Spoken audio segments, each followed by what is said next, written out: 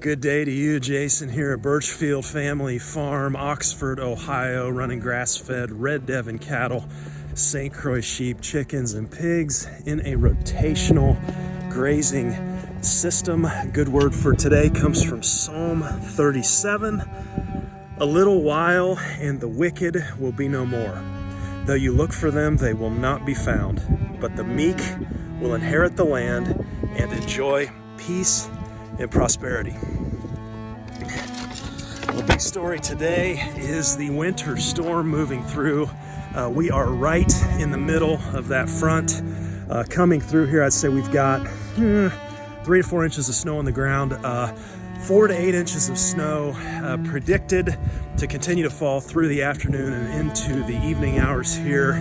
Not the real big story, though. The story tonight is going to be the temperatures. Temperatures are going to be dropping. Right now we're at about 20 degrees and on the way down, but the wind's about 10 mile per hour straight out of the west. And as the sheep make their way through here, so that's creating single digit wind chill temperatures. And I'm gonna come out here, kind of show you animal behavior here and whatnot, but also wanted to make a video today just on specifically wind chills and the extra cost with lower temperatures and extra wind chill. In other words, the wind costs us in the wintertime. It's a very real cost, and we can actually quantify that. Let's head out here in the field. Okay, so we came out here before the storm. You guys that have been following, that is the windmill pasture. Our fence is right out there in that windmill pasture area, the fence that we move every day. We've moved already today. I gave them quite a bit to munch on this morning just to get them grazing. And then we opened this area up yesterday. And this is primarily what I wanted to focus in on and talk about today.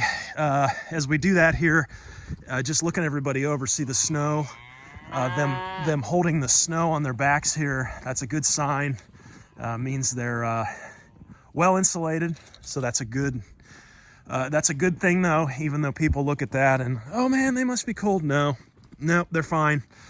Snow's what we want to see on the backs there. So, but the point is, we gave them this area here, electronetted that off. I don't like livestock in the barn, and so that way is west, that way is east.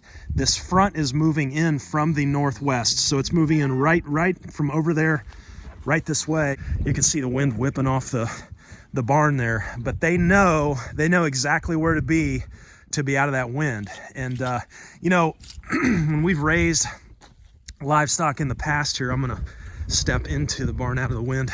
Our lowest temperature ever on these guys, we get questions all the time. Do I need a barn? Do I need a barn to raise? If I want to buy your stock, do we need a barn to put them in the winter? And I always say no, because you don't. Our animals are grass hardy, they're winter hardy, they're hardy enough to stay out all season long, as you can see the sheep back there pawing and doing a little grazing. But that being said, our lowest temperature ever that we've had them out is negative 33 degrees with the wind chill. They spent a night out at that temperature. Everybody was fine. Everybody made it just fine. All was well. But here's the big thing that we learned.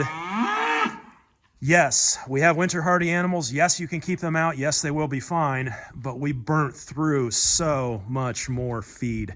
And so we learned at that lesson that, you can play tough guy and keep everybody out. And there's a huge benefit to that, right? You're not shoveling manure.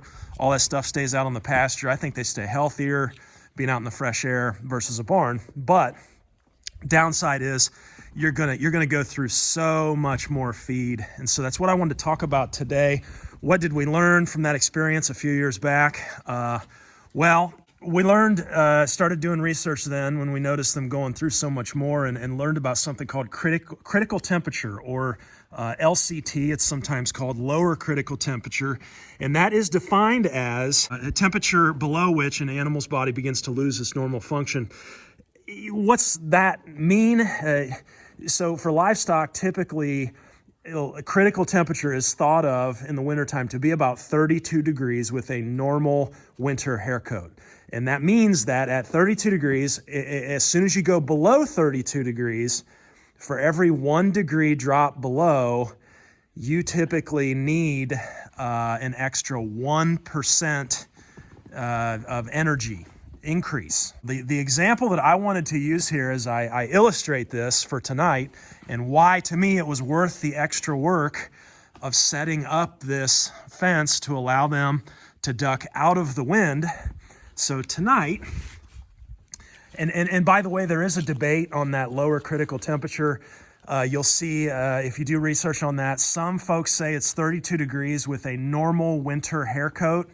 Others say if you have a thick winter hair coat, that lower critical temperature is going to be closer to 18 degrees. So there's a little bit of a debate there. For this analysis, I'm going to be assuming 32 degrees for that lower critical temperature.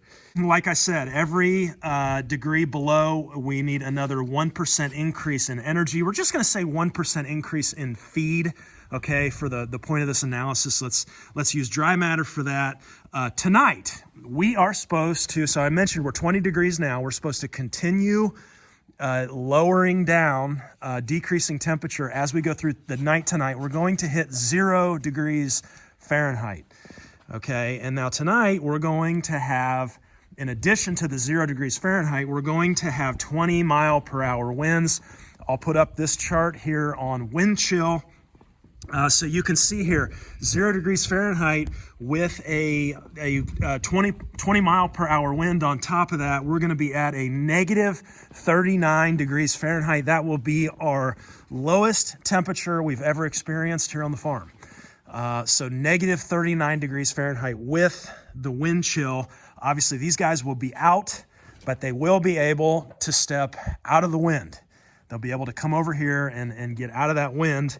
Let's quantify what that wind is going to cost us here. Let's say we didn't have a windbreak. So we have about 15,000 pounds of live weight animal here on the farm, and at about 3% of live weight, 3% of that live weight, we need about 450 pounds of dry matter per day. So let's just say, 450 pounds of hay.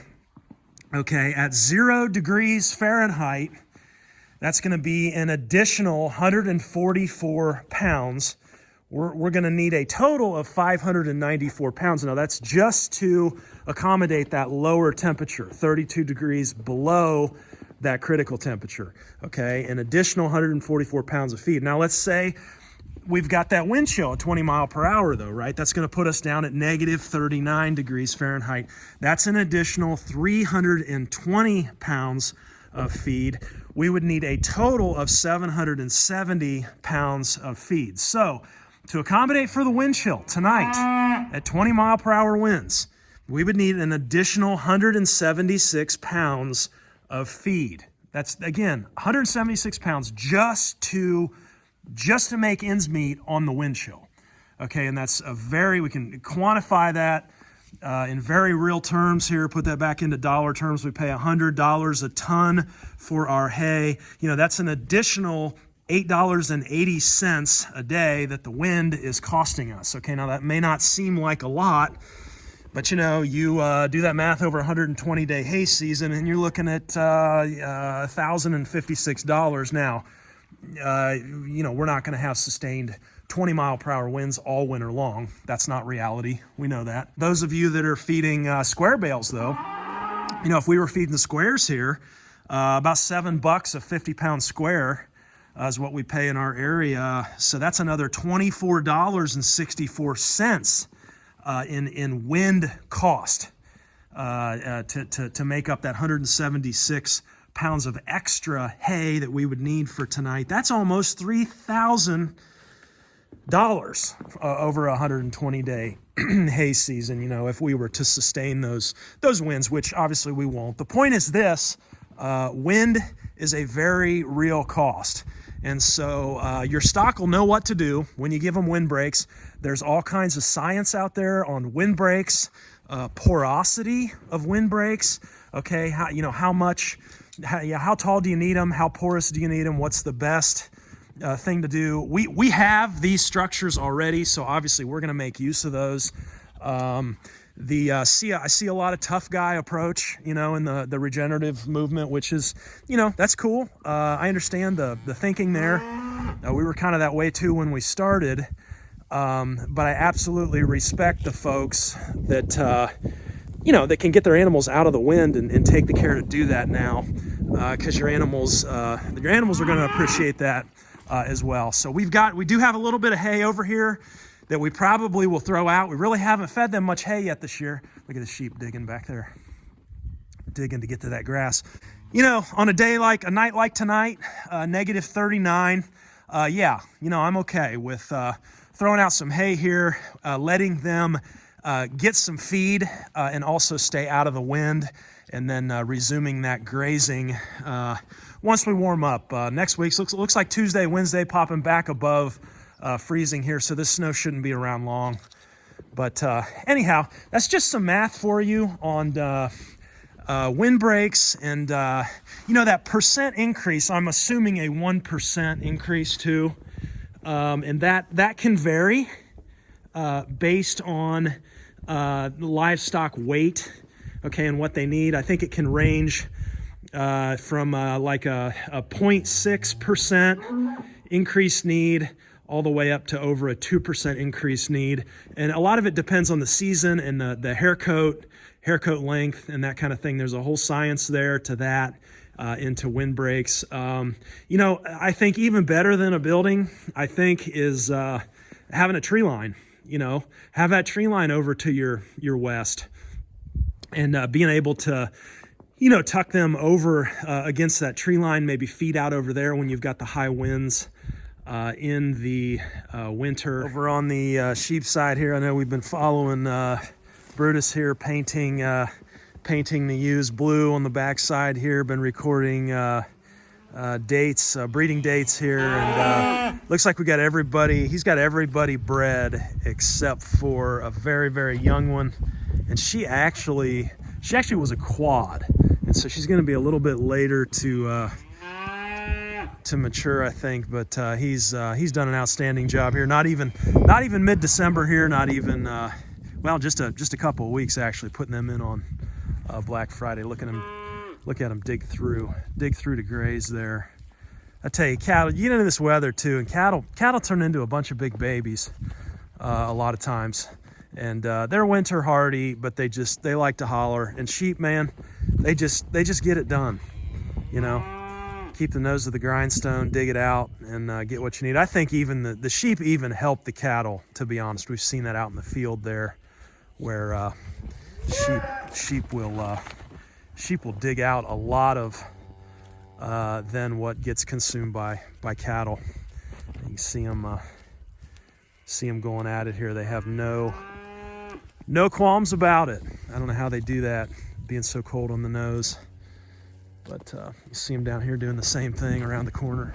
Anything beyond about 3 to 4 inches here, and you'll see them start to dig. Yeah, there's one there. She's going to get down to it. Yep. I'll tell you, one of the other lessons that we've learned the hard way too is you talk to a lot of the old-time farmers around here, and they'll tell you about these snowstorms in our area. That you'll look at the map, and again, that way is west, that way is east, north, and south is behind me. These fronts, you'll see on the map, the weather map, they'll be moving west to east.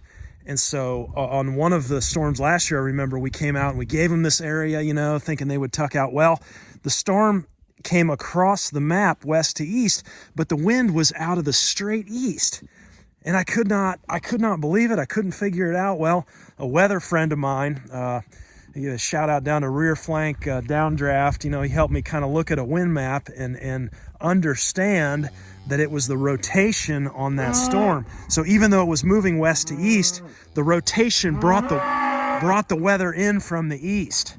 Okay, and so they actually, but they were able to find a fence over by the water, and we had stacked a stack of wood over there, and they tucked in behind that. So they knew what to do, still to get out of the wind, just, have a plan for different wind directions as well. That's something we kind of learned the hard way on that there. Just because you have a front that's coming in west to east does not mean that that wind is going to come out of the west necessarily. So keep that in mind as well, and prepare accordingly here. But thank you to those of you that have reached out, ask us how we're doing, and you know, animal's going to be okay, you know, this and that. And yeah, we're good, we're fine.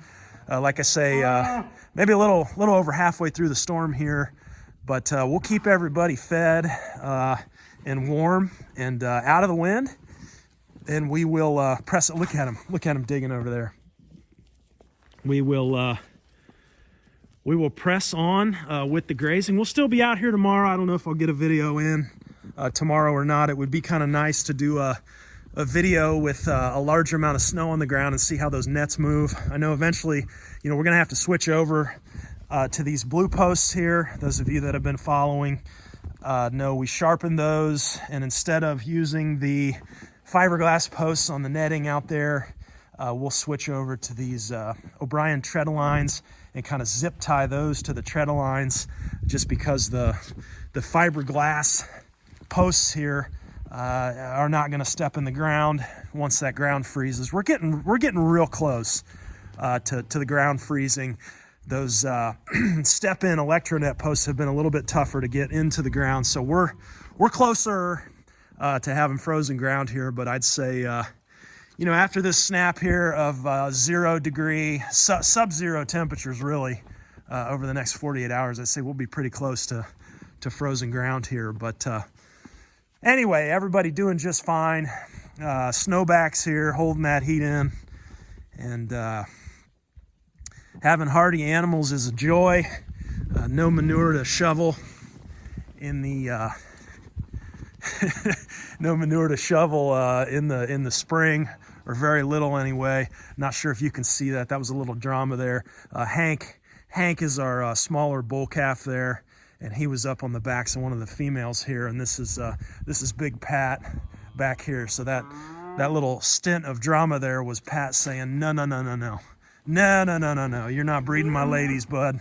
Not happening. So anyhow, non-stop drama. The only way we'd have it out here. Thanks for hanging with me today, guys, and we'll talk to you next time. Be blessed and stay warm. Take care.